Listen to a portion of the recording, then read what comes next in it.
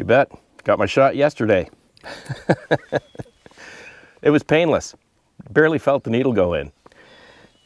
She's a little tender today, but that's expected, I understand. And I want to send a big shout out to the team there down at St. Joseph's Hospital in Toronto. That was one efficient and effective process you've got set up. It was literally zero wait, all stepped out from the time you walked to the front door to the time you left after your shot. Super efficient. I was in and out of there in literally 20 minutes, because you've got to wait about 15 minutes after the shot before they let you go. You know, make sure you don't faint. Welcome back to GP Outdoors. We're kind of between rains for about the next 6 to 8 days. So I'm going to see what I can get done today around the property. Nothing specific, but it's spring. Time to get the chains off, do a few things on the tractor, move some stuff on the yard. So if you've got a little time, I hope you'll hang around with me. Cheers. I got to say, I am super happy with the performance of these Aqualine Talon chains. They work great this winter. 100% happy. Glad I bought them. I still remember back the first couple of winters I had my B2601. New tractor owner, didn't know any better. Boy, I tell you, you guys are persistent. I had so many of you folks telling me I needed to get tractor chains because you could see things on the video I couldn't. And that was the lack of traction and safety, especially going up those big hills on the driveway. I didn't know what to expect, but you clearly did. And I'm really glad you guys kept at it with me. Finally got me to get chains, because it is night and day difference between having the chains and not having the chains in the winter, especially on the ice. Right? I think I probably could have just drove off them. Anyway, super easy to put on in the winter, super easy to take off. Alrighty, quick and easy. I'm going to take the hose to these just to get the dirt off. And this year, I'm also going to put a little bit of film on them. A number of folks had told me that whenever they put their equipment away for a season, they always spray it with some kind of film to minimize or to stop rust. So I picked up this flexi film from the dealer down at Larkin's. So I'll wash these down, hose them, let them dry, spray them with this flexi film. I'll hang them up for the summer as I normally do out in the shed there.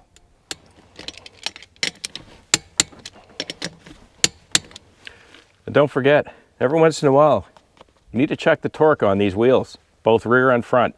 It's in your manual.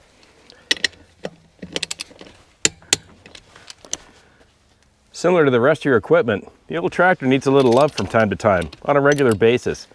I think in the manual it calls for every 10 hours or so. You want to do, check your lubrication points. I can't remember, but I think it's every month or so you want to check your torque on your bolts. But don't forget your loader arms. There are some pretty big bolts under there, tying it down to the frame of the tractor. But they're a big pain to get in there behind and underneath to try to get to the nut, to try to torque them. So that's one of those things that you take a little coffee over to your neighbor's place and ask him if he can give you a hand. Plus he's got way better tools than I do. And speaking of tools, if you're kind of like me and I'm just not a really mechanical guy, but I've got some tools in the workshop, stuff to do and repairs around the house over the last few decades. It's my first tractor. Probably, I'll bet you similar to me, you've got wrenches and socket sets in your workshop, and probably the largest socket or wrench you've got is around 17, 18 millimeters. You're going to need a much bigger set for this tractor. I think those loader bolts are 22 mils, maybe 23. Got to check the manual. Either way, start keeping an eye out at the big box stores, at your local Napa, Princess Auto, Canadian Tire, Lowe's, etc., and look for deals on larger automotive socket sets, because you're going to need bigger sockets, and they're not cheap. Certainly don't need snap-on quality. I'm quite fine with this stuff. Most of my stuff I get on sale at Princess Auto. I just wait for the sale. But you're going to need a bigger set. And you're also going to need extensions. If it is your first tractor, don't be too worried or too scared about torquing those bolts underneath it. Just make sure you've got jack stands and those kind of things before you crawl under. It is a little difficult trying to get a torque wrench under there or trying to wrench them and hold them and torque those bolts on the loader. But as you start to get more and more familiar with your tractor, you're going to start noticing the way it operates or it responds or acts. And if you're driving along and you start to notice that your loader arms are starting to swing a little more freely than they used to, 9 will get you 10. You've got bolts that have come untorqued underneath on the frame, and you need to get under them and torque them up. Get them all nice and tight so that it rides the same way it did when you first got it. And don't forget, it's not just the loader you have to grease or lubricate. There's a lot of points on this tractor outside the loader. So just maybe get familiar with your manual. I just make sure, you know, there's circs on your lift arms as well as on your upper control. I think there's one underneath for the brake pedal. There's a couple other ones, so just check it out in your manual and get yourself some lube, because you also want to make sure that some of these moving parts or joints also stay lubricated. It's also that time of year when you're changing equipment over, which means you're taking off hydraulic hoses or attachments and you're putting on new ones.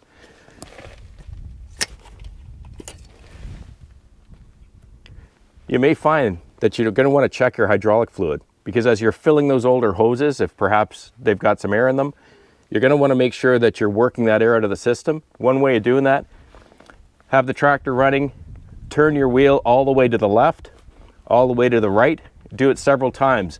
I understand that that will force, not sure how to explain it mechanically, but apparently there's some kind of a relief valve or system in your hydraulic system, and that will help for the air to escape, because the Kubotas are built that if there's air in the system, it will self-purge the air eventually. And one way to get that air out is just to keep turning your wheel far right, far left, far right, and you'll hear that little whine or that screech, and that's, I believe, the relief valve. And any air that you've got in your system will eventually purge out. But check your hydraulic fluid, because you may find you're down a little bit after you hook up some new equipment after the winter time. And you'll also know that you might be down on hydraulic fluid if you start to hear that the tractor whines at a higher rate or has a higher whine than it normally does. Check your hydraulic fluid. You'll never burn it, but you might have a leak. So that'll do it for the tractor. Now I think it's time to attack that yard. Boy, I gotta get a garage.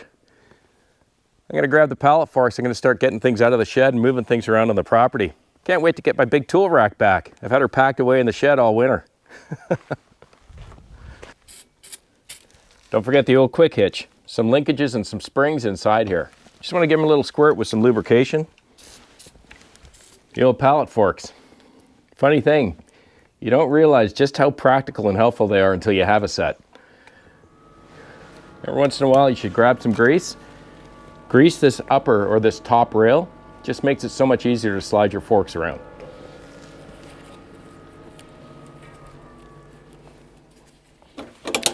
Super happy to get my BTR out of the shed finally. I haven't used it all winter. If you recall, since about September I had those great big Easton maids, the 2228 as well as the 511, and they were heavy. Far too heavy to trail on the back of the BTR. That's why I had to put it away for the winter. But now that I have the Ultra, she'll trailer it just fine. She's really handy to have, just to have on the back for ballast. Plus you can throw so many things in it. And when I'm not using it for the 300-pound ballast it has, sometimes, like days like today, I'll just throw my gas cans in there for extra weight.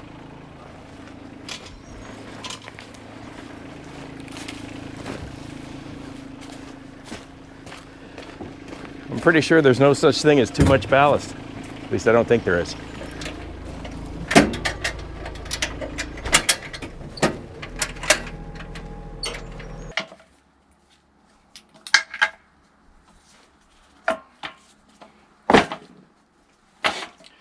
All right, blower's all greased. She's all flexi filmed. Got all my zerks done on here, and I'm just gonna spray it up a little bit. I'm gonna get these pins done as well. I'm not sure why, but on this blower, you don't use chain lube. These what appear to be, I don't think they're stainless steel, but these pins require white lithium grease. Not sure why, but I'm not questioning it. I'm just doing it.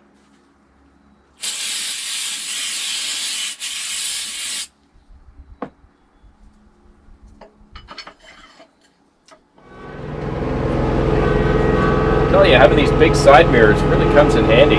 Once you have them, it's kind of like pallet forks. You start to realize just how helpful they are. Of course, as you guys know, I'm not that great with the pallet fork. Do our best.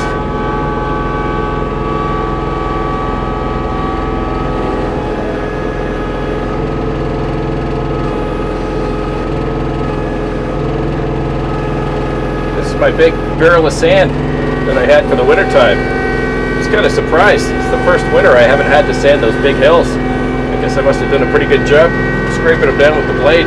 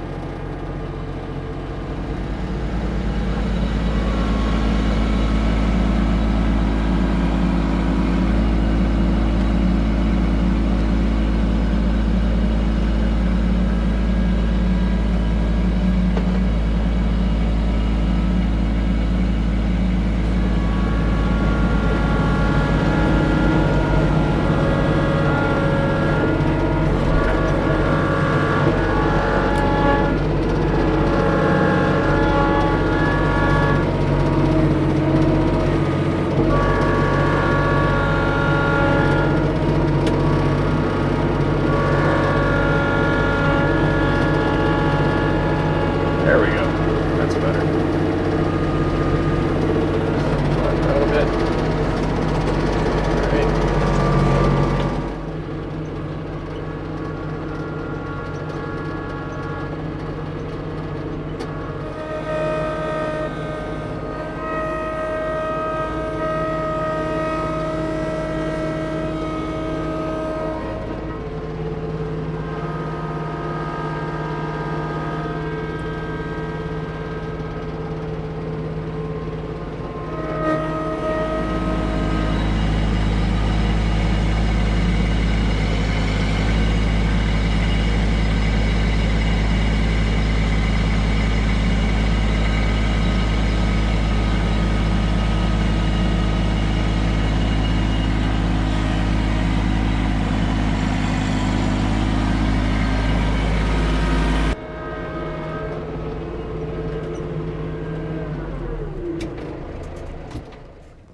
I think that's a wrap for today. Got a lot done this morning. I'm pretty happy.